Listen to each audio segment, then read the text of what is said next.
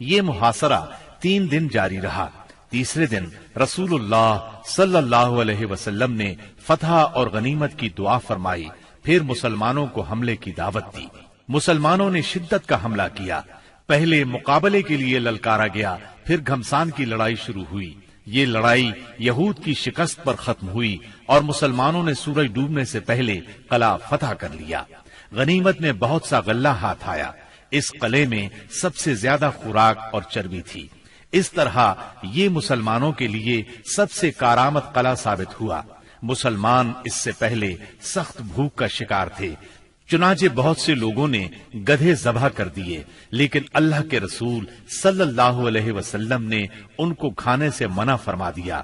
چنانچہ آپ کا حکم پا کر چولہوں پر چڑھی ہوئی ہانڈیاں الٹ دی گئیں۔ یہود نے یہاں سے بھاگ کر قلعہ زبیر میں پناہ لی اور وہاں قلعہ بند ہو گئے۔ یہ نطاط کا تیسرا اور آخری قلعہ تھا۔ مسلمانوں نے آگے بڑھ کر اس کا بھی محاصرہ کر لیا۔ چوتھے دن ایک یہودی نے آ کر پانی کی بعض نالیوں کی نشاندہی کر دی۔ ان سے یہود پانی پیا کرتے تھے، چنانچہ مسلمانوں نے یہ نالیاں کاٹ دی۔ اس پر یہود نے باہر نکل کر سخت لڑائی کی، لیکن شکست کھا کر شک کی طرف پسپا ہو گئے اور حصن ابی میں قلعہ بند ہو گئے۔ مسلمانوں نے ان کا تعاقب کیا اور وہاں بھی ان کا محاصرہ کر لیا، چنانچہ وہ نہایت سخت لڑائی کے لیے تیار ہو کر نکلے۔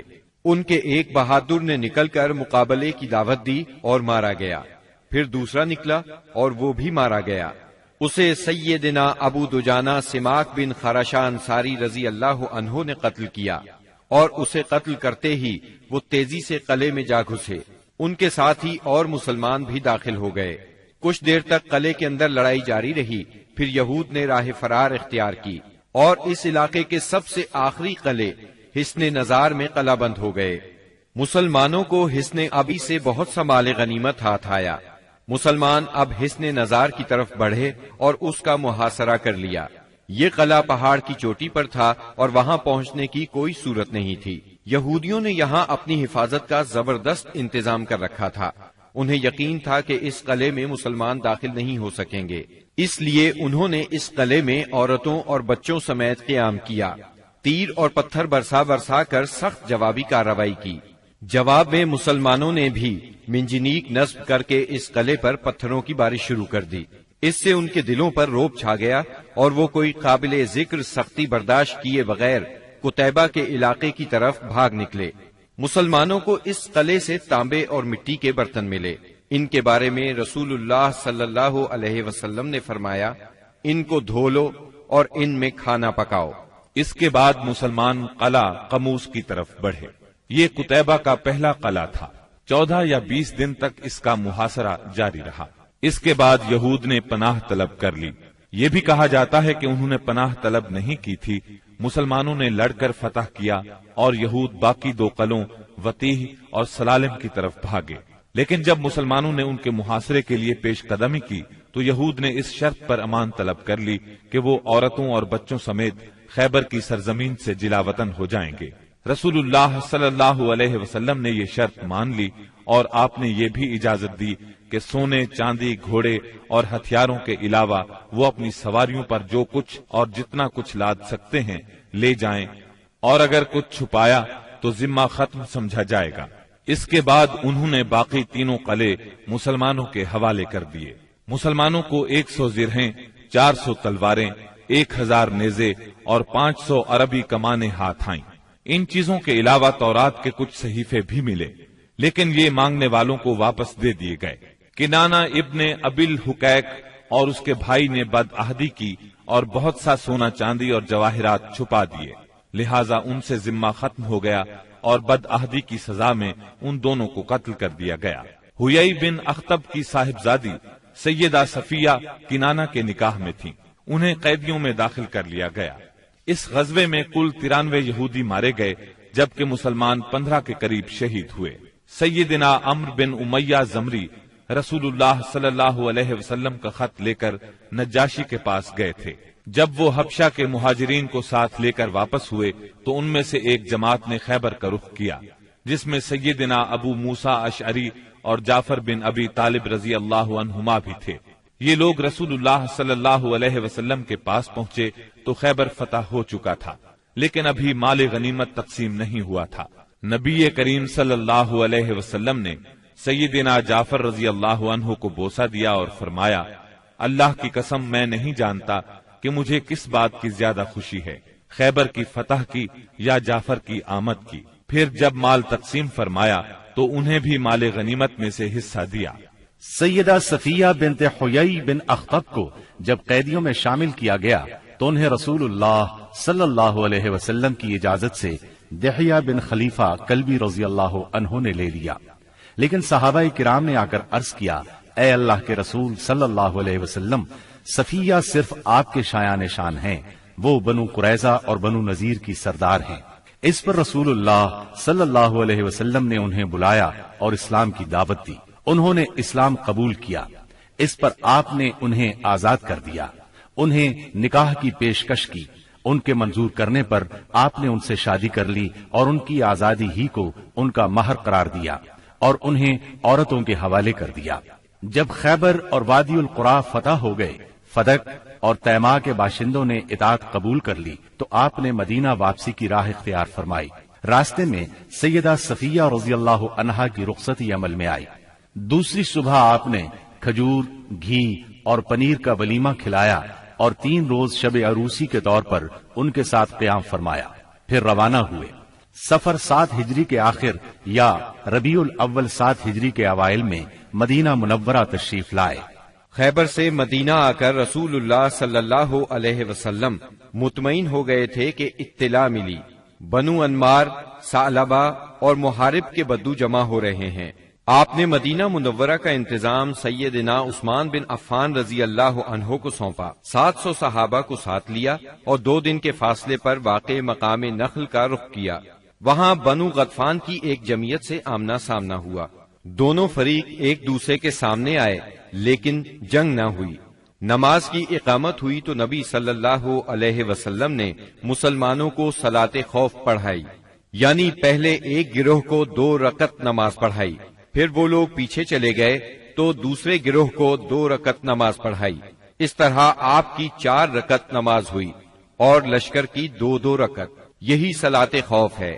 اس کی اور بھی کئی صورتیں ہیں، احادیث میں وضاحت موجود ہے۔ پھر اللہ نے دشمن کے دل میں مسلمانوں کا رعب بٹھا دیا، وہ منتشر ہو گئے اور رسول اللہ صلی اللہ علیہ وسلم مدینہ منورہ لوٹ آئے۔ اس غزوے کا نام اس لیے ذات الرقاع پڑا کہ اس سفر میں پیدل چلنے کی وجہ سے مسلمانوں کے پاؤں زخمی ہو گئے تھے۔ انہوں نے زخمی پیروں پر چیتھڑے لپیٹ لیے تھے۔ چیتھڑوں کو عربی میں رقاع کہتے ہیں۔ یہ بھی کہا جاتا ہے کہ اس کی زمین اور پہاڑ مختلف رنگ کے تھے، گویا کہ وہ رقاع یعنی پیون تھے، اور کہا جاتا ہے کہ غزوے کی جگہ کا نام ہی یہی ہے۔ اس غزوے میں سب سے دلچسپ بات یہ پیش آئی کہ ایک دن نبی صلی اللہ علیہ وسلم نے ایک سایہ دار درخت کے نیچے پڑاؤ ڈالا اور اپنی تلوار اسی درخت سے لٹکا کر سو گئے، جبکہ باقی لوگ مختلف درختوں کے نیچے سو گئے۔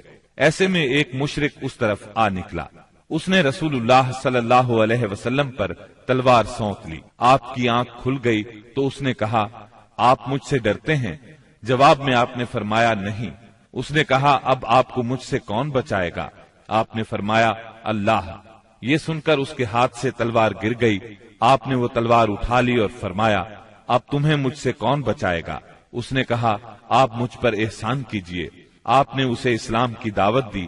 وہ مسلمان تو نہ ہوا، لیکن اس نے یہ عہد کیا کہ وہ آپ سے لڑائی کرے گا، نہ لڑنے والوں کے ساتھ ہوگا۔ آپ نے اسے چھوڑ دیا۔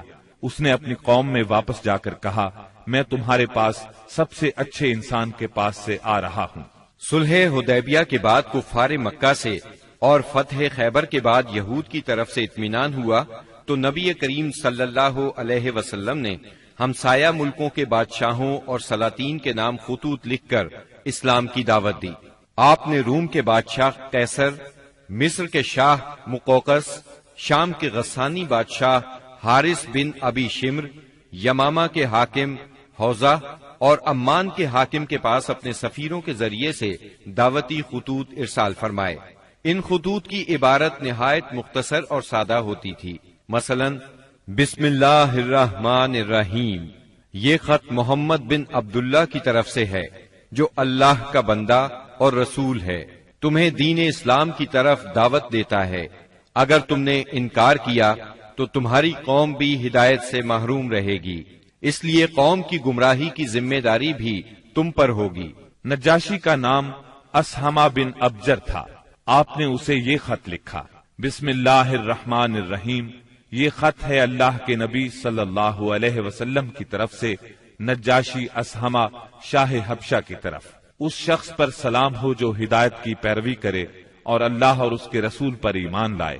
میں شہادت دیتا ہوں کہ اللہ وحدہ لا شریک کے سوا کوئی عبادت کے لائق نہیں، اس نے کسی کو اپنی بیوی بنایا نہ لڑکا، اور میں اس کی بھی شہادت دیتا ہوں کہ محمد اس کا بندہ اور رسول ہے، اور میں تمہیں اسلام کی دعوت دیتا ہوں کیونکہ میں اس کا رسول ہوں، لہذا اسلام لے آؤ، سلامت رہو گے۔ اے اہل کتاب، ایک ایسی بات کی طرف آؤ جو ہمارے اور تمہارے درمیان برابر ہے، وہ یہ کہ ہم اللہ کے سوا کسی اور کی عبادت نہ کریں، اس کے ساتھ کسی کو شریک نہ ٹھہرائیں، اور ہم میں سے بعض کو اللہ کے سوا رب نہ بنائے۔ پس اگر وہ منہ موڑیں تو کہہ دو کہ گواہ رہو ہم مسلمان ہیں۔ اگر تم نے یہ دعوت قبول نہ کی تو تم پر اپنی قوم کے نصارہ کا گناہ ہوگا۔ یہ خط آپ نے سیدنا عمرو بن امیہ زمری رضی اللہ عنہ کے ہاتھ 6 ہجری کے اخیر یا 7 ہجری کے شروع میں روانہ کیا۔ نجاشی کو جب یہ خط ملا تو اس نے آنکھوں سے لگایا، تخت سے اتر آیا اور سیدنا جعفر رضی اللہ عنہ کے ہاتھ پر اسلام قبول کر لیا۔ نبی صلی اللہ علیہ وسلم کو اپنی بیعت کے متعلق خط لکھا اور ام المؤمنین ام حبیبہ بنت ابی سفیان رضی اللہ عنہا کی شادی نبی صلی اللہ علیہ وسلم سے کر دی اور انہیں اپنی طرف سے 400 دینار مہر دیا۔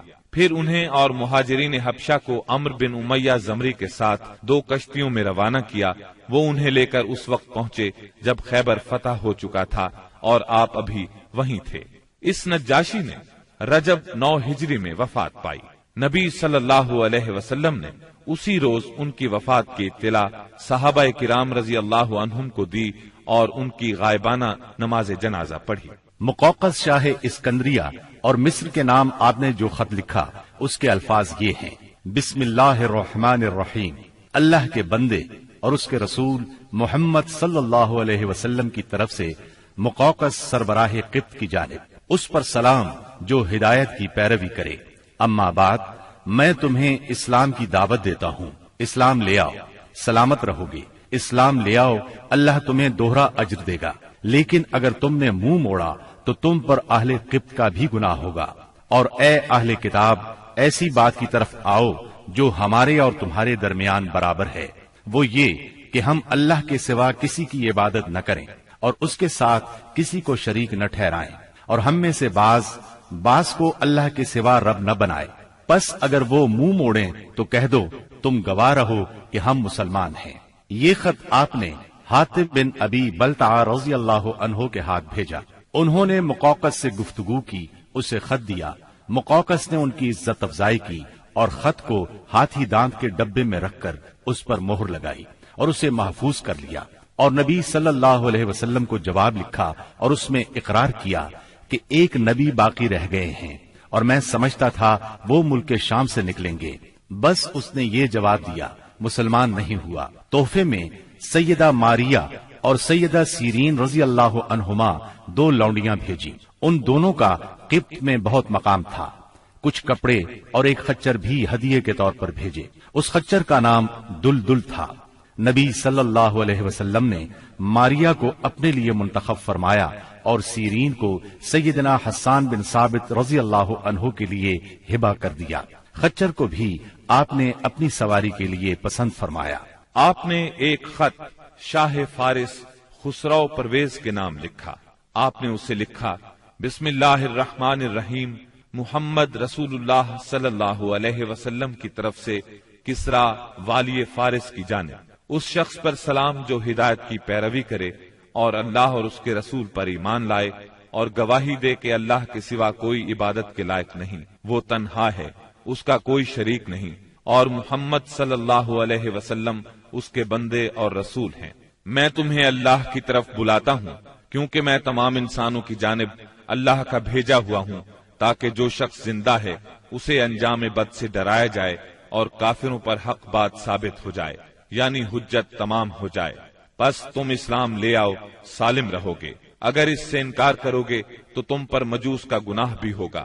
یہ خط آپ نے سیدنا عبداللہ بن حذافہ سہمی رضی اللہ عنہ کے ذریعے بھیجا اور انہیں حکم دیا کہ اس کو عظیم بحرین کے حوالے کر دیں، اور سربراہ بحرین اسے کسرا کے حوالے کرے گا۔ جب یہ خط کسرا کے سامنے پڑھا گیا تو اس نے خط کو پھاڑ ڈالا اور کہا، میری رعایا میں سے ایک حقیر غلام اپنا نام مجھ سے پہلے لکھتا ہے۔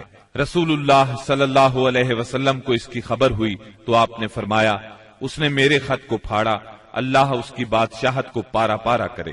اور پھر وہی ہوا جو آپ نے فرمایا تھا، چنانچہ اس کے لشکر نے رومیوں کے مقابلے میں بدترین شکست کھائی۔ پھر خسرو کے بیٹے شیرویہ نے اس کے خلاف بغاوت کی، اسے قتل کر دیا اور خود بادشاہ بن بیٹھا۔ اس کے بعد وہاں ٹوٹ پھوٹ کا ایک سلسلہ چل نکلا، یہاں تک کہ سیدنا عمر فاروق رضی اللہ عنہ کے دور میں اسلامی لشکر نے اس ملک کو فتح کیا اور یہ بادشاہت ہمیشہ کے لیے ختم ہو گئی۔ آپ نے ایک خط حارث بن ابی شمر غسانی کے نام لکھا، یہ قیصر کی طرف سے دمشق کا امیر تھا۔ اس کے نام آپ نے جو خط لکھا وہ یہ تھا، بسم اللہ الرحمن الرحیم، محمد رسول اللہ صلی اللہ علیہ وسلم کی طرف سے حارث بن ابی شمر کی طرف، اس پر سلام جو ہدایت کی پیروی کرے اور اللہ پر ایمان لائے اور تصدیق کرے۔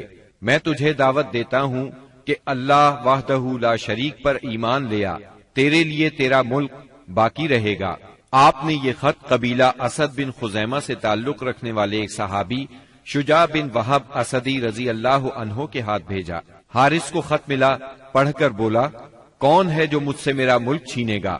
اس کے بعد اس نے مسلمانوں سے جنگ کی تیاری شروع کر دی اور شجاع بن وہب اسدی رضی اللہ عنہ سے کہا، جو کچھ دیکھ رہے ہو اپنے صاحب کو اس کی خبر کر دینا۔ پھر اس نے قیصر سے جنگ کی اجازت چاہی، مگر قیصر نے اسے اس ارادے سے باز رکھا۔ تب اس نے شجاع بن وہب کو تحائف دے کر رخصت کیا اور رخصت کرتے وقت اچھا سلوک کیا۔ آپ نے ایک خط بصرہ کے امیر کے نام لکھا، اسے اسلام کی دعوت دی اور سیدنا حارث بن عمیر ازدی رضی اللہ عنہ کے ہاتھ روانہ فرمایا۔ سیدنا حارث جنوبی اردن کے علاقے بلقا کے ایک مقام موتا میں پہنچے تو شرابیل بن عمرو غسانی نے ان کا سامنا کیا اور انہیں شہید کر دیا۔ قاصدوں کے سلسلے میں یہ سب سے سخت ظالمانہ قدم تھا، ان کے سوا نبی صلی اللہ علیہ وسلم کا کوئی قاصد قتل نہیں کیا گیا۔ آپ نے اس پر سخت غم و غصے کا اظہار فرمایا اور یہی واقعہ بعد میں غزوہ موتا کا سبب بنا، اس کا ذکر آگے آئے گا۔ جب ذیقات کا چاند طلوع ہو گیا تو نبی صلی اللہ علیہ وسلم نے صحابہ کرام رضی اللہ عنہم کو حکم دیا کہ اپنے عمرے کی قضا کے طور پر عمرہ کریں اور کوئی بھی آدمی حدیبیہ میں حاضر تھا پیچھے نہ رہے۔ چنانچہ اس مدت میں جو لوگ شہید ہو چکے تھے انہیں چھوڑ کر بقیہ سب لوگ روانہ ہوئے اور اہل حدیبیہ کے سوا کچھ اور لوگ بھی عمرہ کرنے کے لیے ہمراہ نکلے۔ اس طرح تعداد 2000 ہو گئی۔ رسول اللہ صلی اللہ علیہ وسلم نے اس موقع پر ابو رحم غفاری رضی اللہ عنہ کو مدینے میں اپنا جانشین مقرر کیا، 60 اونٹ ساتھ لیے اور ناجیہ بن جندب اسلمی کو ان کی دیکھ بھال کا کام سونپا۔ رسول اللہ صلی اللہ علیہ وسلم مکے میں داخلے کے وقت اپنی قصواء نامی اونٹنی پر سوار تھے۔ مسلمانوں نے تلواریں حمائل کر رکھی تھی اور رسول اللہ صلی اللہ علیہ وسلم کو گھیرے میں لیے ہوئے لبیک پکار رہے تھے۔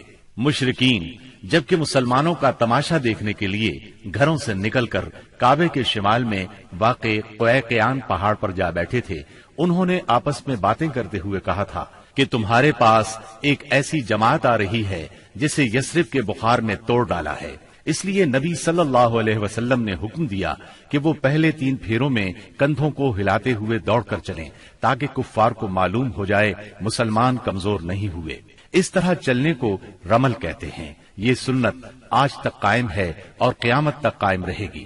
اہل مکہ نے اگرچہ معاہدے کی روح سے عمرے کی اجازت دے دی تھی، لیکن تھے وہ بہت طیش میں۔ روسائے قریش نے تو شہر کو خالی ہی کر دیا تھا اور کعبے کے شمال میں واقع پہاڑ قیقیان پر چلے گئے تھے۔ رسول اللہ صلی اللہ علیہ وسلم کو دیکھنے کے لیے مشرکین نے لائن لگا رکھی تھی۔ آپ مسلسل لبیک پکار رہے تھے، یہاں تک کہ آپ نے چھڑی سے حجر اسود کو چھوا، پھر آپ نے طواف کیا اور صحابہ کرام نے بھی طواف کیا۔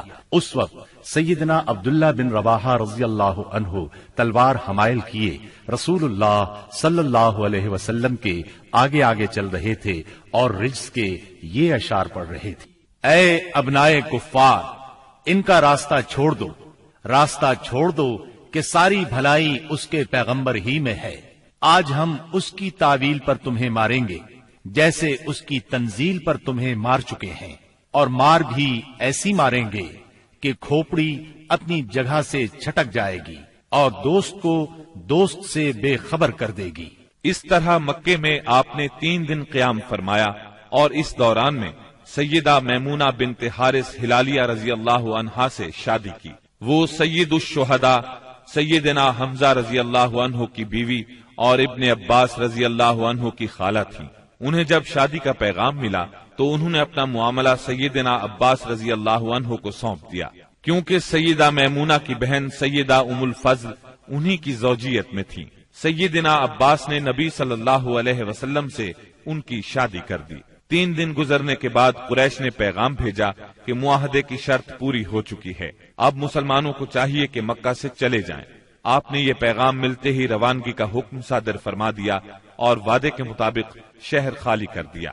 موتا اردن میں بلقاء کے قریب ایک آبادی کا نام ہے، جہاں سے بیت المقدس 2 دن کی مسافت پر واقع ہے۔ یہاں کے سردار شرحبیل بن عمرو غسانی نے نبی کریم صلی اللہ علیہ وسلم کے سفیر حارث بن عمیر ازدی کو شہید کر دیا تھا۔ وہ نبی صلی اللہ علیہ وسلم کا خط لے کر اس کے پاس گئے تھے۔ اس طرح مظلوم حارث کے قتل سے سفیروں کی جانیں خطرے میں پڑ گئی تھیں، اس لیے نبی کریم صلی اللہ علیہ وسلم نے قریباً 3000 کی فوج زید بن حارثہ رضی اللہ عنہ کے ہمراہ روانہ کی اور فرمایا اگر زید شہید ہو جائیں تو جعفر امیر ہوں اور جعفر شہید ہو جائیں تو عبداللہ بن رواحہ امیر ہوں گے۔ اسلامی لشکر شمال کی طرف بڑھتا ہوا معان پہنچا اور یہیں لشکر نے پڑاؤ ڈالا اور جاسوسوں نے اطلاع پہنچائی کہ ہرقل قیصر روم بلقاء کے علاقے میں مآب کے مقام پر 1 لاکھ رومیوں کا لشکر لے کر خیمہ زن ہے اور اس کے جھنڈے تلے عرب کے صحرا نشین عیسائی قبائل لخم، جزام، بلقین، بہرا اور بلیجی وغیرہ کے بھی قریباً 1 لاکھ آدمی شہنشاہ ہرقل کی آمد پر وہاں جمع تھے۔ اس لیے حاکم غسان نے ہرقل سے مدد کی درخواست کی۔ ہرقل نے اس کی مدد کے لیے فوج بھیج دی۔ اس طرح مسلمانوں کے مقابلے میں اتنی بڑی فوج آ گئی۔ مسلمان صرف 3000 تھے اور دشمن 1 لاکھ سے زیادہ۔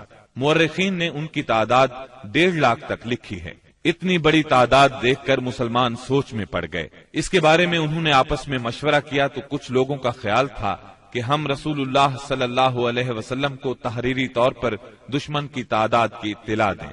رسول اللہ صلی اللہ علیہ وسلم کی طرف سے مزید کمک ملے گی یا کوئی اور حکم ملے گا اور اس کی تعمیل کی جائے گی۔ لیکن سیدنا عبداللہ بن رواحہ رضی اللہ عنہ نے اس رائے کی مخالفت کرتے ہوئے مسلمانوں سے فرمایا ہم فتح اور شکست کے لیے نہیں، اللہ کی رضا کے لیے میدان میں آئے ہیں، لہٰذا فتح اور شکست سے بے نیاز ہو کر لڑو۔ انہوں نے یہ الفاظ کہہ کر لوگوں کو مزید گرما دیا۔ لوگو، اللہ کی قسم، جس چیز سے آپ کترا رہے ہیں یہ تو وہی شہادت ہے جس کی طلب میں آپ لوگ نکلے ہیں۔ ہم تو محض اس دین کے بل پر لڑتے ہیں جس سے اللہ نے ہمیں مشرف کیا ہے، اس لیے آگے بڑھو۔ ہمیں 2 بھلائیوں میں سے ایک بھلائی ضرور حاصل ہوگی، ہم غالب آئیں گے یا شہادت سے سرفراز ہوں گے۔ آخرکار سیدنا عبداللہ بن رواحہ رضی اللہ عنہ کی پیش کی ہوئی بات پر عمل کیا گیا اور اس طرح جنگ شروع ہو گئی۔ رسول اللہ صلی اللہ علیہ وسلم کے پروردہ سیدنا زید بن حارثہ رضی اللہ عنہ فوج کے سپاہ سالار تھے۔ سیدنا زید بن حارثہ نہایت جواں مردی سے لڑتے اور دشمنوں کو مارتے کاٹتے آخر شہید ہو گئے۔ ان کی شہادت کے بعد سیدنا جعفر طیار رضی اللہ عنہ نے جھنڈا اپنے ہاتھوں میں لیا۔ یہ نبی صلی اللہ علیہ وسلم کے چچا زاد سیدنا علی رضی اللہ عنہ کے سگے بھائی تھے۔ 33 سال کی عمر تھی، نہایت جواں مردی سے لڑے، جسم پر 90 سے زیادہ زخم کھا کر شہادت کا جام نوش کیا۔ ان کے بعد سیدنا عبداللہ بن رواحہ رضی اللہ عنہ نے علم ہاتھ میں لیا اور جنگ شروع کی۔ آخر شہید ہو گئے۔ پھر خالد بن ولید رضی اللہ عنہ نے فوج کی کمان سنبھالی اور 1.5 دن کی شدید ترین جنگ کے بعد اپنے سے 40 گنا فوج کو بھاگنے پر مجبور کر دیا۔ اس جنگ میں 9 تلواریں سیدنا خالد کے ہاتھ سے ٹوٹی۔ ادھر نبی صلی اللہ علیہ وسلم نے صحابہ کرام کو مدینے میں اسی دن 3 سالاروں کی شہادت کی خبر دی اور بتلایا کہ اب کمان خالد بن ولید کے ہاتھ میں آ گئی ہے، اور اسی جنگ کے بعد سیدنا خالد بن ولید کو سیف اللہ کا خطاب عطا ہوا۔ صلح حدیبیہ کو منعقد ہوئے 2.25 سال گزر چکے تھے اور ہجرت کا 8واں سال ختم ہونے کو تھا کہ کفار مکہ نے عہد شکنی کی۔ ہوا یہ کہ قبیلہ بنو بکر نے، جو کفار کا معاون اور حلیف تھا، قبیلہ بنو خزاعہ پر حملہ کر دیا۔ یہ قبیلہ مسلمانوں کا حلیف تھا۔ اس کے نتیجے میں بنو خزاعہ کو شدید جانی و مالی نقصان پہنچا۔ ان بیچاروں نے امان بھی مانگی، بھاگ کر خانہ کعبہ میں پناہ بھی لی، مگر انہیں ہر جگہ بے دریغ قتل کیا گیا۔ یہ مظلوم جب الہک یعنی اپنے اللہ کے واسطے کر کے رحم کی درخواست کرتے تھے تو یہ ظالم ان کے جواب میں کہتے تھے لا الہ الیوم، یعنی آج اللہ کوئی چیز نہیں۔ مظلوموں کے بچے کھچے 40 آدمیوں نے بھاگ کر اپنی جان بچا لی تھی۔ یہ لوگ نبی صلی اللہ علیہ وسلم کی خدمت میں پہنچے اور اپنی مظلومی اور بربادی کی داستان سنائی۔ عمرو بن سالم خزائی نے پردرد نظم میں تمام واقعات سنائے۔ اس نظم کے چند اشعار کا ترجمہ یہ ہے: قریش نے آپ سے وعدہ خلافی کی، انہوں نے اس مضبوط معاہدے کو جو آپ سے کیا تھا توڑ ڈالا، ہمیں خشک گھاس کی طرح پامال کر دیا۔ وہ سمجھتے ہیں کہ ہماری امداد کو کوئی نہیں آئے گا، وہ تو ذلیل ہیں اور قلیل ہیں۔ انہوں نے وطیر میں ہمیں سوتے ہوئے جا لیا، ہمیں رکوع اور سجود کی حالت میں پارا پارا کر دیا۔ اس طرح معاہدے کی خلاف ورزی کر کے قریش نے صلح نامہ حدیبیہ کو توڑ دیا، مگر بعد میں جب انہیں اپنی عجلت اور عاقبت نااندیشی کا خیال آیا تو رسول اللہ صلی اللہ علیہ وسلم کی خدمت میں ابو سفیان کو معاہدے کی تجدید کے لیے بھیجا، لیکن یہ ایک سیاسی چال تھی۔ رسول اللہ صلی اللہ علیہ وسلم نے انہیں کوئی جواب نہ دیا۔ ان حالات میں اس کے سوا کوئی چارہ نہ تھا کہ کفار کی سازشوں کے اس مرکز کو ہمیشہ کے لیے بند کر دیا جائے، تاکہ کفار کو مسلمانوں کی طاقت کا صحیح اندازہ ہو جائے اور وہ سازش کرنے کی جرأت نہ کر سکیں، نہ فساد اور لڑائی پر آمادہ ہوں۔ چنانچہ رسول اللہ صلی اللہ علیہ وسلم 10,000 صحابہ کرام کے ساتھ ہجرت کے 8ویں سال رمضان المبارک میں مکے کی طرف روانہ ہوئے۔ جب مکہ چند میل کے فاصلے پر رہ گیا تو آپ نے صحابہ کے ساتھ پڑاؤ کیا اور حکم دیا کہ سب لوگ الگ الگ آگ روشن کریں تاکہ کفار مکہ کو مسلمانوں کی کثرت تعداد کا اندازہ ہو سکے اور ناحق خون ریزی نہ ہو۔ یہ نہایت مناسب اور کارگر ترکیب تھی جو اللہ تعالیٰ نے اپنے نبی صلی اللہ علیہ وسلم کو سجھائی تھی۔ اس منظر کا مکے کے کافروں پر بڑا اثر ہوا اور اس قدر روب بیٹھا کہ انہوں نے اس موقع پر جنگ کے بارے میں سوچا تک نہیں۔ راستے ہی میں اس وقت اسلام کے سب سے بڑے دشمن ابو سفیان نبی کریم صلی اللہ علیہ وسلم کی خدمت میں حاضر ہوئے اور اسلام قبول کیا۔ انہوں نے نبی کریم صلی اللہ علیہ وسلم کے ارشاد کے مطابق مکے پہنچ کر یہ اعلان کیا: جو کوئی ہتھیار پھینک دے گا اسے قتل نہیں کیا جائے گا، جو کوئی خانہ کعبہ کے اندر جائے گا اسے قتل نہیں کیا جائے گا، جو کوئی اپنے گھر کے اندر بیٹھ رہے گا اسے قتل نہیں کیا جائے گا، جو کوئی ابو سفیان کے گھر پناہ لے لے گا اسے قتل نہیں کیا جائے گا، جو کوئی حکیم بن حزام کے گھر پناہ لے گا اسے قتل نہیں کیا جائے گا، بھاگ جانے والے کا تعاقب نہیں کیا جائے گا، زخمی کو قتل نہیں کیا جائے گا، اسیر کو قتل نہیں کیا جائے گا۔ منگل 17 رمضان المبارک کی صبح رسول اللہ صلی اللہ علیہ وسلم مکے کی طرف روانہ ہوئے۔ آپ نے سیدنا عباس رضی اللہ عنہ کو حکم دیا کہ ابو سفیان کو وادی کے تنگ نائے پر پہاڑی ناکے کے پاس روکے رکھیں تاکہ وہاں سے گزرنے والی اللہ کی فوجوں کو دیکھ سکیں۔ سیدنا عباس نے ایسا ہی کیا۔ قبائل اپنے اپنے پرچم لیے وہاں سے گزرنے لگے۔ جب کوئی قبیلہ گزرتا تو ابو سفیان پوچھتے، عباس یہ لوگ کون ہیں؟ جواب میں سیدنا عباس رضی اللہ عنہ کہتے، بنو فلاں، مثلا یہ بنو سلیم ہیں۔ یہاں تک کہ انصار کا دستہ گزرا جس کا پرچم سیدنا سعد بن عبادہ رضی اللہ عنہ کے ہاتھ میں تھا۔ انہوں نے کہا، ابو سفیان آج خون ریزی اور مار دھاڑ کا دن ہے، آج کعبہ حلال کیا جائے گا۔ ابو سفیان بولے، عباس پامالی کا دن مبارک ہو۔ پھر رسول اللہ صلی اللہ علیہ وسلم اپنے سبز دستے میں تشریف لائے۔ آپ مہاجرین اور انصار کے درمیان میں تھے، یہاں صرف لوہے کی باڑ دکھائی پڑ رہی تھی۔ ابو سفیان نے کہا، سبحان اللہ، عباس یہ کون لوگ ہیں؟ سیدنا عباس رضی اللہ عنہ نے کہا، یہ انصار اور مہاجرین کے ساتھ رسول اللہ صلی اللہ علیہ وسلم ہیں۔ ابو سفیان بولے، بھلا ان سے محاذ آرائی کی کسے طاقت ہے؟ تمہارے بھتیجے کی بادشاہت تو بہت زبردست ہو گئی ہے۔ سیدنا عباس رضی اللہ عنہ نے کہا، یہ بادشاہت نہیں، نبوت ہے۔ ابو سفیان بولے، آپ ٹھیک کہتے ہیں۔ پھر انہوں نے رسول اللہ صلی اللہ علیہ وسلم کو سیدنا سعد رضی اللہ عنہ کی بات بتائی۔ آپ نے فرمایا، سعد نے غلط کہا، آج کعبے کی تعظیم کا دن ہے، آج کعبے کو غلاف پہنایا جائے گا۔ پھر آپ نے پرچم سیدنا سعد رضی اللہ عنہ کے ہاتھ سے لے کر ان کے صاحبزادے قیس کے حوالے کر دیا۔ جب رسول اللہ صلی اللہ علیہ وسلم ذی طوا پہنچے تو میسرہ کے سالار سیدنا خالد بن ولید رضی اللہ عنہ کو حکم دیا کہ وہ قدا کے راستے مکہ میں زیریں حصے سے داخل ہوں اور کوئی آڑے آئے تو اسے کاٹ کر رکھ دیں، یہاں تک کہ صفا پر آپ سے آ ملیں۔ نبی صلی اللہ علیہ وسلم نے میمنہ کے قائد اور علم بردار سیدنا زبیر کو حکم دیا کہ وہ قدا کے راستے بالائی حصے میں داخل ہوں اور ہجون میں آپ کا پرچم گاڑ دیں، نیز رسول اللہ صلی اللہ علیہ وسلم کی آمد تک وہیں ٹھہرے رہیں، جبکہ پیادہ اور بے ہتھیار لوگوں کے قائد سیدنا ابو عبیدہ رضی اللہ عنہ کو حکم دیا کہ وہ بطن وادی کا راستہ پکڑیں اور مکے میں رسول اللہ صلی اللہ علیہ وسلم سے آگے اتریں۔ اس موقع پر قریش نے کچھ اوباشوں کو خندمہ میں جمع کیا، کہا کہ اگر انہیں کچھ کامیابی ہوئی تو ان کے ساتھ رہیں گے، ورنہ جو کچھ مطالبہ کیا جائے گا منظور کر لیں گے۔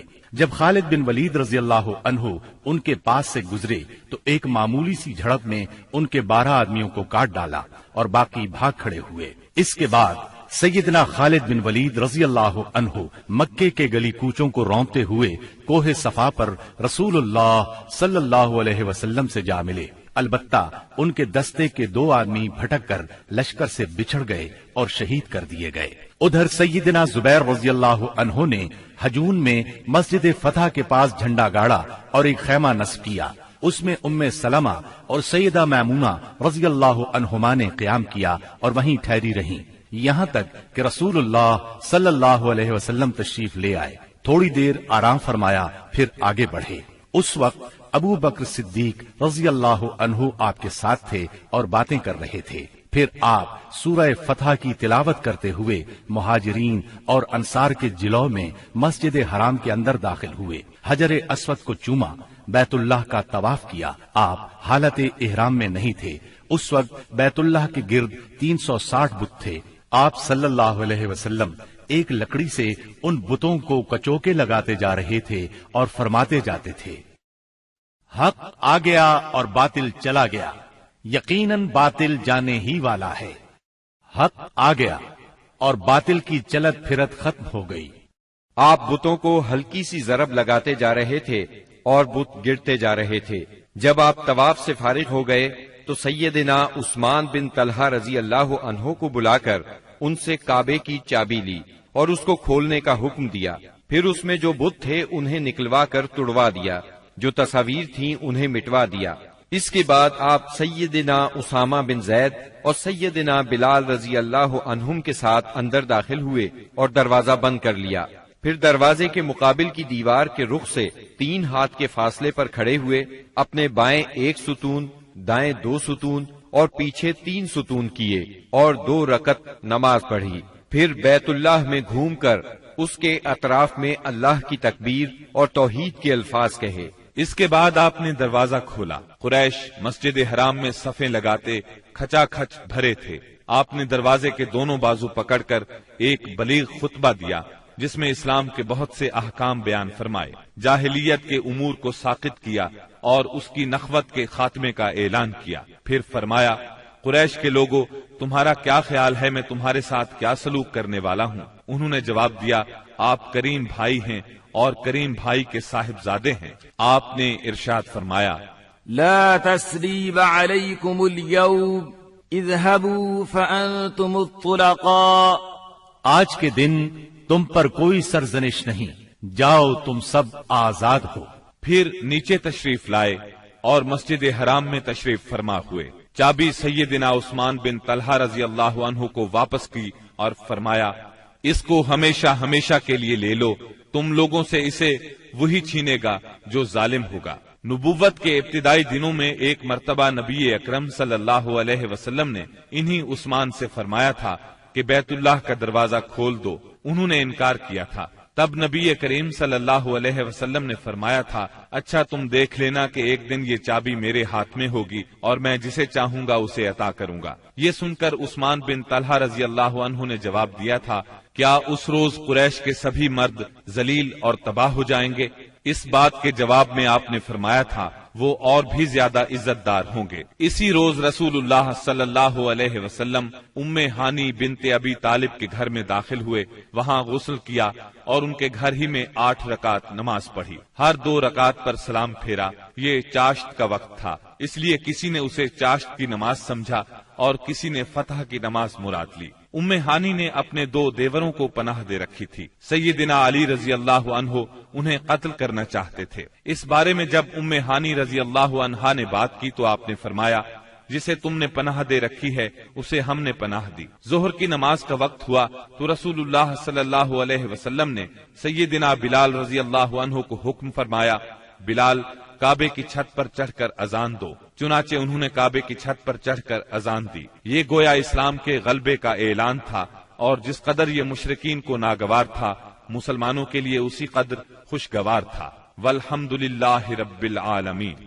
जब मक्के की फतह मुकम्मल हो चुकी तो अंसार को फिक्र लाहिक हुई कि कहीं रसूलुल्लाह सल्लल्लाहु अलैहि वसल्लम यहीं न ठहर जाए, क्योंकि बहरहाल ये आपके खानदान और आपके कबीले का शहर था। उस वक्त रसूलुल्लाह सल्लल्लाहु अलैहि वसल्लम सफा पर हाथ उठाए दुआ फरमा रहे थे। दुआ से फारिग हुए तो फरमाया, अल्लाह की पनाह, अब जिंदगी और मौत तुम्हारे साथ है। इससे अंसार मुतमईन हो गए, उनका खौफ जाता रहा और वो खुश हो गए। रसूलुल्लाह सल्लल्लाहु अलैहि वसल्लम ने मक्के में 19 रोज क़याम फरमाया और इस दौरान आसारे इस्लाम की तजदीद की। मक्के को आसारे जाहिलियत से पाक किया, नए सिरे से हरम के सुतून नस्ब किए और आपके मुनादी ने ऐलान किया, जो शख्स अल्लाह और आखिरत के दिन पर ईमान रखता है वो अपने घर में कोई बुत न छोड़े बल्कि उसे तोड़ दे। 25 रमजानुल मुबारक को रसूलुल्लाह सल्लल्लाहु अलैहि वसल्लम ने 30 सवारों के साथ सैयदना खालिद बिन वलीद रजी अल्लाह अन्हु को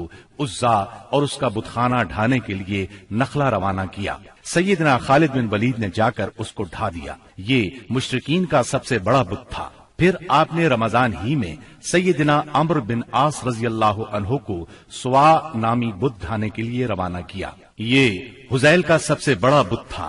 इसका स्थान मक्के से शिमाल मशरिक में 150 किलोमीटर के फासले पर रहात नामी मकाम पर था। सैयदना अम्र ने जाकर उसको ढाया।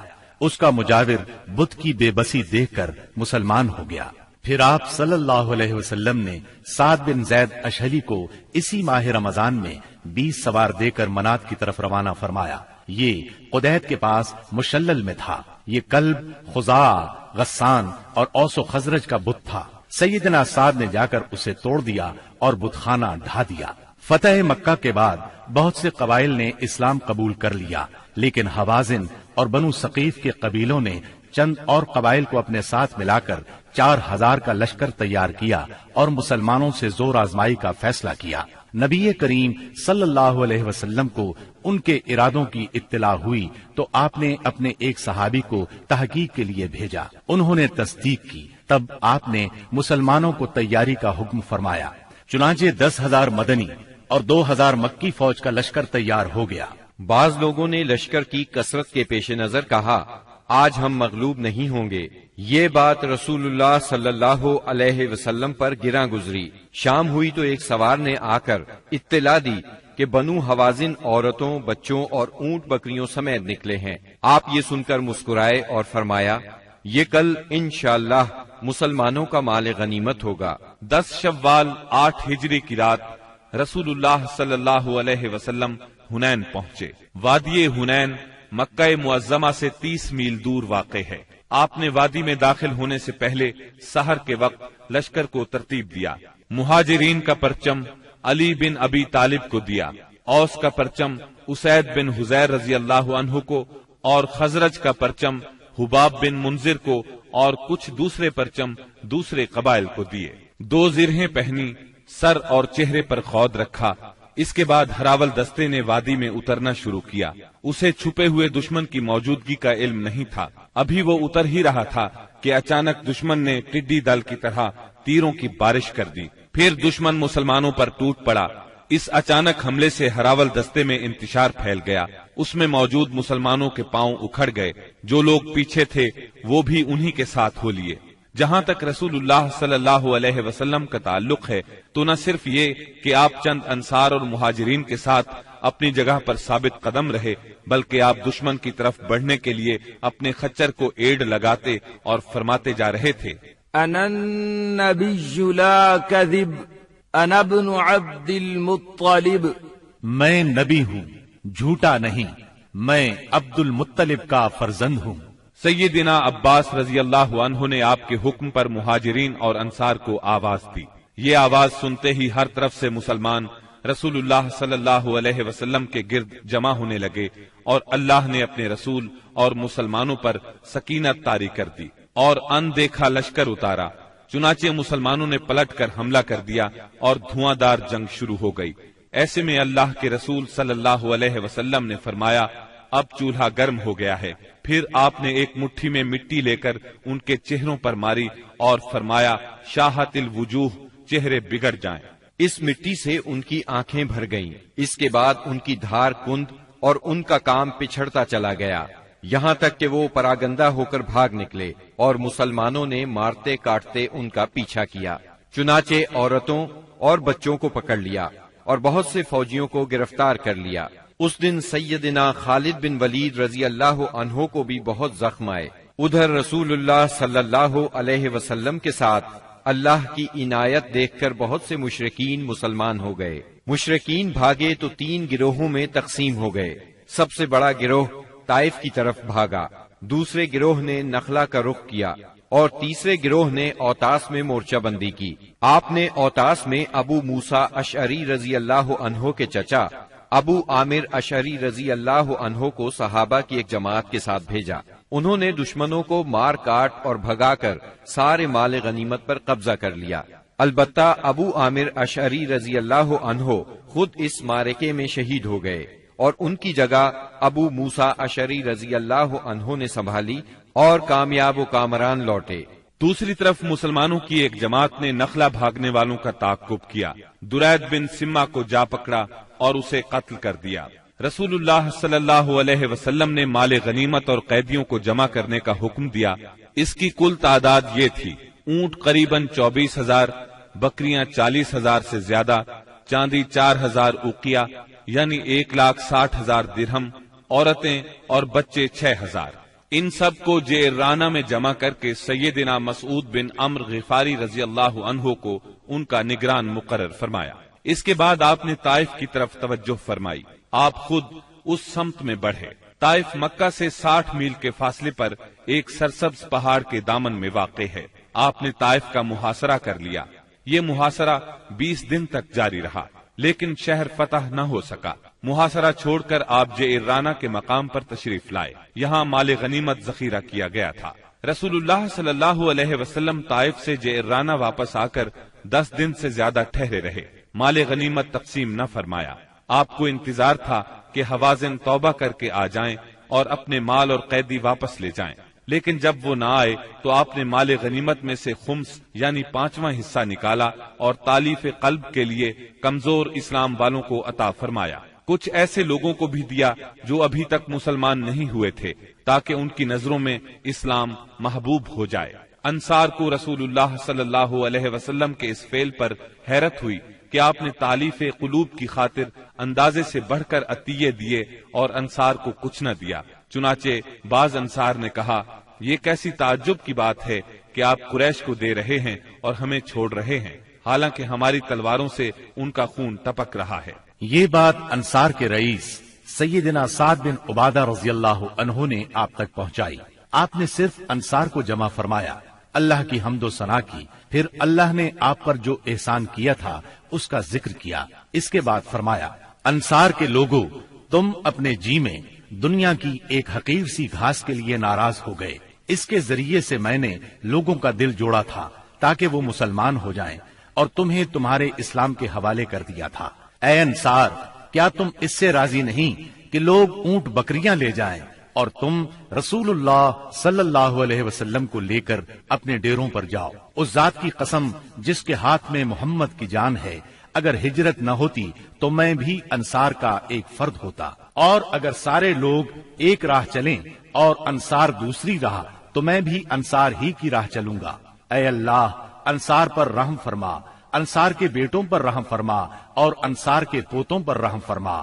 اس پر لوگ اس قدر روئے کہ داڑھیاں تر ہو گئیں اور کہنے لگے، ہم راضی ہیں کہ ہمارے حصے اور نصیب میں رسول اللہ صلی اللہ علیہ وسلم ہوں۔ اس کے بعد رسول اللہ صلی اللہ علیہ وسلم واپس آ گئے اور انصار بھی واپس ہو گئے۔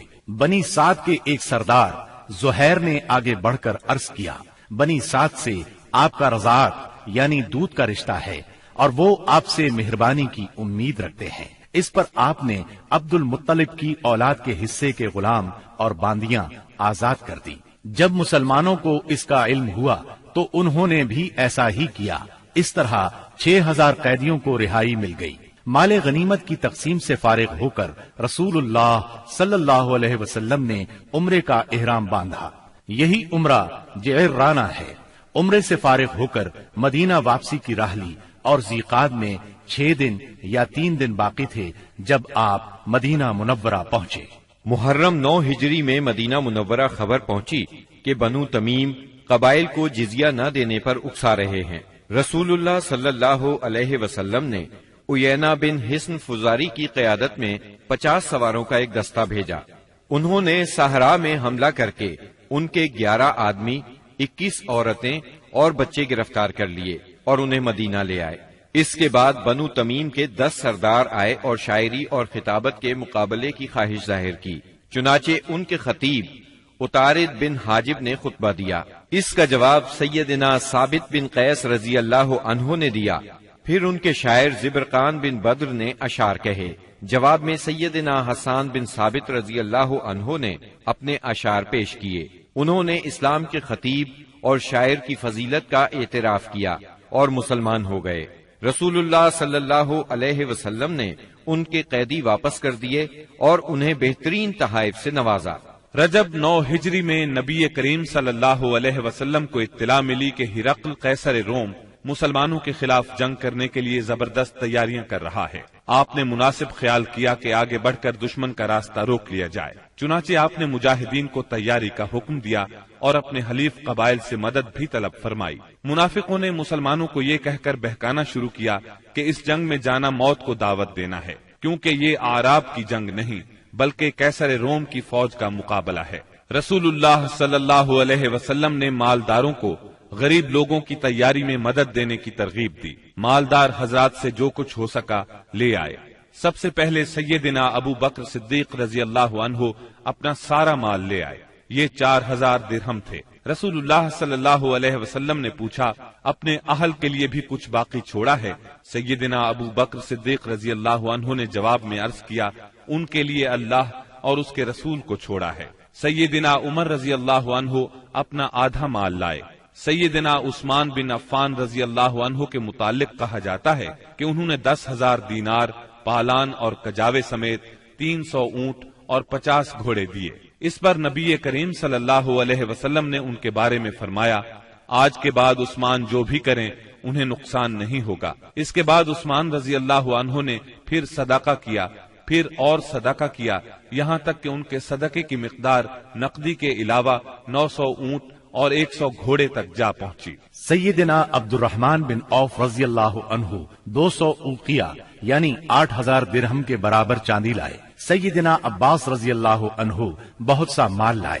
سیدنا طلحہ، साद बिन उबादा और मोहम्मद बिन मसलमा वगैरह भी माल लेकर आए। सैयदना आसिम बिन अदी रज़ियल्लाहु अन्हु 90 वस्क यानी 13,500 किलो खजूरें लाए। बाकी सहाबा ने भी अपनी अपनी बिसात के मुताबिक बढ़ चढ़कर सदकात की लाइन लगा दी। यहाँ तक कि औरतों ने भी अपने जेवरात उतार उतार कर आपकी खिदमत में भेज दिए। तंगदस्त सहाबा किराम आप सल्लल्लाहु अलैहि वसल्लम से सवारी तलब करने के लिए आए। आपने फरमाया, मैं कुछ नहीं पाता जिस पर आप लोगों को सवार करूं। वो इस हालत में वापस लौटे कि उनकी आंखें आंसू बहा रही थीं, इसलिए कि वो कुछ खर्च करने को भी न पा सके। चुनाचे उन हजरात को सैयदना अब्बास और सैयदना उस्मान रज़ियल्लाहु अन्हुमा ने तैयार किया। नबी करीम सल्लल्लाहु अलैहि वसल्लम ने मदीना मुनव्वरा का इंतजाम मोहम्मद बिन मसलमा को सौंपा। बाल बच्चों पर सैयदना अली रज़ियल्लाहु अन्हु को मुकर्रर फरमाया। खुद लश्कर लेकर तबूक की तरफ रवाना हुए। तबूक शाम की सरहद पर वाक़े है। नबी करीम सल्लल्लाहु अलैहि वसल्लम ने सबसे बड़ा अलम सैयदना अबू बकर सिद्दीक रजी अल्लाह अन्हो के सुपुर्द किया और फिर हर कबीले का झंडा उसके सरदार के हवाले किया। गरज इस्लाम का ये लश्कर 14 दिन में तबूक पहुंच गया। जब कैसर रूम हिरक्ल को मुसलमानों के जोश, जज्बे और तैयारी की इत्तला मिली तो उसने जंग का इरादा तर्क कर दिया। आपने 20 रोज वहां क़याम फरमाया। इसी मकाम पर कैसर रूम के मातहत हुकाम ने आपसे अमान तलब करके जिजिया देना कबूल किया। इसके बाद लश्कर इस्लाम जंग के बगैर अपना मकसद हासिल करके वापस लौट आया। मुनाफिकीन ने मुसलमानों में फूट डालने के लिए मस्जिद कुबा के मुकाबले में मस्जिद ज़िरार तामीर की थी। जब नबी सल्लल्लाहु अलैहि वसल्लम गज़वा तबूक के लिए जाने लगे तो मुनाफिकीन ने उस मस्जिद में नमाज पढ़ने की ख्वाहिश की। आपने उन्हें जवाब दिया कि वापसी पर पढ़ाऊंगा। वापसी की खबर पाकर ये लोग आगे बढ़े ताकि रसूलुल्लाह सल्लल्लाहु अलैहि वसल्लम मस्जिद ज़िरार में नमाज अदा फरमाएं। उस वक्त अल्लाह ताला ने वही नाजिल फरमाई और अपने रसूल को मस्जिद ज़िरार की हकीकत से आगाह फरमाया। ये जिक्र सूरह तौबा की आयात 107 और 108 में आया है। वही आने पर रसूलुल्लाह सल्लल्लाहु अलैहि वसल्लम ने मुनाफिकीन की तामीर करदा मस्जिद को गिरवा दिया, उसका तमाम सामान जलवा दिया। 9 हिजरी में चंद वाकयात तारीखी नौयत के पेश आए। तबूक से वापसी के बाद उवैमिर अजलानी और उनकी बीवी के दरमियान लेआन हुआ। गामदिया नामी एक औरत आपकी खिदमत में हाजिर हुई। उसने बदकारी का इकरार किया। आपने उसे रजम करने का हुक्म फरमाया, लेकिन वो बच्चे की मां बनने वाली थी, लिहाजा बच्चे की पैदाइश के बाद रजम किया गया। असहमा नज्जाशी शाह हबशा ने वफात पाई और रसूलुल्लाह सल्लल्लाहु अलैहि वसल्लम ने उनकी गायबाना नमाज जनाजा अदा फरमाई। नबी सल्लल्लाहु अलैहि वसल्लम की साहिबजादी उम्मे कुलसूम रजी अल्लाह अन्हा की वफात हुई। उनकी वफात पर आपको सख्त गम हुआ और आपने सैयदना उस्मान रजी अल्लाह अन्हु से फरमाया, अगर मेरे यहाँ तीसरी बेटी होती तो उसकी शादी भी मैं तुमसे कर देता। तबूक से रसूलुल्लाह सल्लल्लाहु अलैहि वसल्लम की वापसी के बाद मुनाफिकीन के सरदार अब्दुल्लाह बिन उबई ने वफात पाई। रसूलुल्लाह सल्लल्लाहु अलैहि वसल्लम ने उसके लिए दुआए मगफिरत की। सैयदना उमर रजी अल्लाह अन्हु ने आपसे अर्ज किया, आप उसकी नमाज जनाजा न पढ़ें, लेकिन आपने नमाज पढ़ी। बाद में वही नाजिल हुई, उसमें सैयदना उमर रजी अल्लाह अन्हु की राय की ताईद नाजिल हुई। रसूलुल्लाह सल्लल्लाहु अलैहि वसल्लम और मुसलमानों को मुनाफिकीन की नमाज जनाजा पढ़ने से रोक दिया गया। इस साल के दौरान में हज फर्ज हुआ। रसूलुल्लाह सल्लल्लाहु अलैहि वसल्लम ने 300 सहाबा किराम का एक काफिला हज के लिए रवाना फरमाया। सैयदना अबू बकर सिद्दीक रजी अल्लाह अन्हु को अमीर हज मुकर्रर किया और उन्हें हिदायत कर दी कि सबको हज का इस्लामी तरीका बताएं। सैयदना अबू बकर सिद्दीक रजी अल्लाह अन्हु की रवानगी के बाद सूरह बरात यानी सूरह तौबा की इब्तिदाई आयात नाजिल हुई, जिसमें उन तमाम मुशरिकीन से अहद तोड़ने का हुक्म था जिन्होंने अपने अहद की पासदारी नहीं की थी, और उनको और उन लोगों को जिनका सिरे से कोई अहद ही नहीं था 4 महीने की मोहलत दी गई थी कि इस दौरान में जिस तरह चाहें जमीन में घूम फिर लें, ताकि उन्हें मालूम हो जाए कि वो अल्लाह को बेबस नहीं कर सकते और ये कि अल्लाह काफिरों को रुसवा करके रहेगा। अलबत्ता जो मुशरिकीन अपने अहद पर कायम थे उसे तोड़ा नहीं था और मुसलमानों के खिलाफ किसी की मदद नहीं की थी, उनका अहद पूरा करने का हुक्म दिया गया। آپ نے سیدنا علی رضی اللہ عنہ کو یہ آیات دے کر ناقہ پر سوار کیا اور روانہ فرمایا۔ انہوں نے حجاج کے قافلے کو راستے ہی میں جا لیا۔ سیدنا ابو بکر صدیق رضی اللہ عنہ نے امیر حج ہونے کی حیثیت سے ارکان حج ادا کیے، اور اس کے بعد سیدنا علی رضی اللہ عنہ نے سورہ برات کی ابتدائی آیات سنائی۔ اس کے بعد سیدنا ابو بکر صدیق رضی اللہ عنہ نے صحابہ کرام کی ایک جماعت بھیج کر یہ اعلان کر دیا کہ اس سال کے بعد کوئی مشرک حج نہیں کر سکتا اور نہ کوئی ننگا آدمی بیت اللہ کا طواف کر سکتا ہے۔ یہ اعلان گویا جزیرت العرب سے بت پرستی کے خاتمے کا اعلان تھا، یعنی اس سال کے بعد بت پرستی کے لیے آمد و رفت کی کوئی گنجائش نہیں۔ غیر مسلم قوموں کے لیے جزیے کی ادائیگی کی فرضیت اور سود کی ممانعت کا حکم نازل ہوا۔ رسول اللہ صلی اللہ علیہ وسلم جو ہی تبوک سے مدینے واپس آئے، وفود کی آمد کا سلسلہ شروع ہو گیا۔ یہ سلسلہ اگلے برس 10 ہجری تک جاری رہا۔ عرب کے قبیلوں اور خاندانوں نے اپنے اپنے نمائندے بھیجے اور بعض رؤسا، غلام، یتیم، غربا اور خواتین بذات خود مدینہ منورہ آئے تاکہ اسلام اور پیغمبر اسلام کے بارے میں پتہ لگائیں اور خود اپنی آنکھوں سے سب کچھ دیکھ لیں۔ جب یہ لوگ مدینہ آ کر قیام کرتے اور آپ کو دیکھتے تو بعض لوگ تو دیکھتے ہی پکار اٹھتے، اللہ کی قسم یہ چہرہ کسی جھوٹے نبی کا نہیں ہو سکتا۔ اس کے بعد اسلام قبول کر لیتے۔ جب جزیرہ عرب میں دعوت و تبلیغ مکمل ہو گئی اور اللہ نے اہل ایمان کی ایک ایسی جماعت پیدا فرما دی جو دعوت کی حفاظت کی ضامن اور اسے زمین کے کونے کونے تک پہنچانے کی کفیل تھی، تو اللہ تعالی نے چاہا کہ رسول اللہ صلی اللہ علیہ وسلم کو انتقال سے قبل ان کی جہد پیہم کا ثمرہ بھی دکھلا دے۔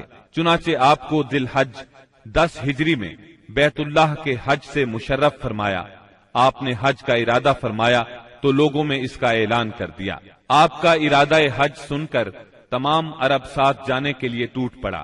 ہفتے کے دن 26 ذیقعد کو آپ نے کوچ کی تیاری فرمائی، بالوں میں کنگھی کی، تیل لگایا، تہبند پہنا، چادر اوڑھی اور ظہر کی نماز کے بعد مدینے سے چل پڑے اور عصر سے پہلے ذوالحلیفہ پہنچ گئے۔ وہاں پہنچ کر 2 رکعت نماز عصر پڑھی اور رات بھر خیمہ زن رہے۔ صبح ہوئی تو صحابہ کرام سے فرمایا، رات میرے پروردگار کی طرف سے ایک آنے والا آیا، اس نے کہا اس مبارک وادی میں نماز پڑھو اور کہو حج میں عمرہ ہے۔ اس کے بعد آپ صلی اللہ علیہ وسلم نے اپنا سفر جاری رکھا۔ ہفتہ بھر بعد مکے کے قریب پہنچے تو ذی طوا میں رات گزاری اور وہیں نماز فجر پڑھ کر غسل فرمایا، پھر مسجد حرام میں داخل ہوئے۔ یہ اتوار 4 ذی الحج کی صبح تھی۔ وہاں حجر اسود کو بوسہ دیا، بیت اللہ کا 7 مرتبہ طواف کیا۔ طواف کے بعد مقام ابراہیم پر نماز پڑھی اور دوبارہ حجر اسود کو بوسہ دیا۔ پھر کوہ صفا پر آئے، صفا اور مروہ کے درمیان سعی کی۔ اس کے بعد اعلان فرمایا، جس شخص کے ساتھ قربانی کا جانور نہ ہو وہ احرام کھول دے۔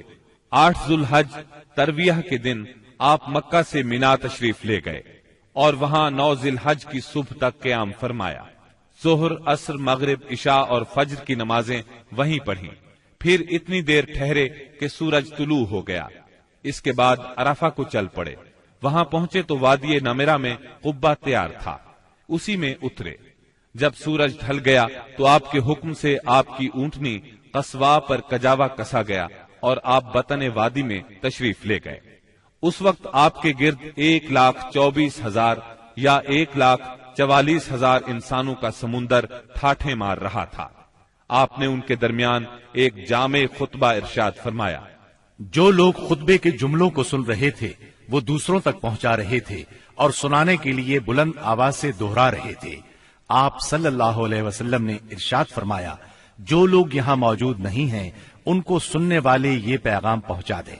نبی کریم صلی اللہ علیہ وسلم نے اپنے اس خطبے میں ارشاد فرمایا، لوگو میری باتوں کو غور سے سنو، کیونکہ میں نہیں جانتا شاید اس سال کے بعد اس مقام پر میں تم سے کبھی نہ مل سکوں۔ لوگو جیسا کہ یہ دن، یہ مہینہ اور یہ شہر مکہ حرمت والا ہے، اسی طرح ایک دوسرے کے جان و مال تم پر حرام ہے۔ سن لو، جاہلیت کی ہر چیز میرے پاؤں تلے روند دی گئی، جاہلیت کے خون بھی ختم کر دیے گئے اور ہمارے خون میں سے پہلا خون ربیہ بن حارث کے بیٹے کا خون ہے، میں اس کو ختم کر رہا ہوں۔ یہ بچہ بنو سعد میں دودھ پی رہا تھا کہ انہی ایام میں قبیلہ بنو حذیل نے اسے قتل کر دیا، اور جاہلیت کا سود ختم کر دیا گیا، اور ہمارے سود میں سے پہلا سود عباس بن عبد المطلب کا ہے، میں اس کو ختم کر رہا ہوں۔ اب یہ سارے کا سارا سود ختم ہے۔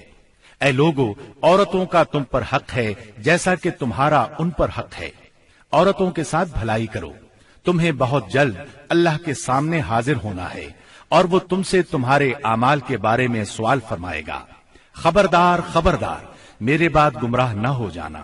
لوگو، نہ تو میرے بعد کوئی پیغمبر ہے، نہ کوئی اور امت ہی پیدا ہونے والی ہے۔ خوب سن لو، اپنے پروردگار کی عبادت کرنا، پنجگانہ نماز ادا کرنا، رمضان کے روزے رکھنا، اپنے مالوں کی زکات دینا، تمام مسلمان محکوم ہوں یا آزاد یکساں ذمہ داریاں اور حقوق رکھتے ہیں۔ اعمال دین کے سوا کسی کو کسی پر کوئی فضیلت نہیں۔ تم اپنے غلاموں کو وہ کھلاؤ جو تم خود کھاتے ہو، اور انہیں وہ لباس پہناؤ جو تم خود پہنتے ہو۔ ان پر نہ کوئی ظلم کرو اور نہ ان کا کوئی حق چھینو۔ امانتیں ان کے مالکوں کے سپرد کرنا چاہیے۔ دوسروں پر ظلم نہ کرو تاکہ تم پر بھی ظلم نہ کیا جائے۔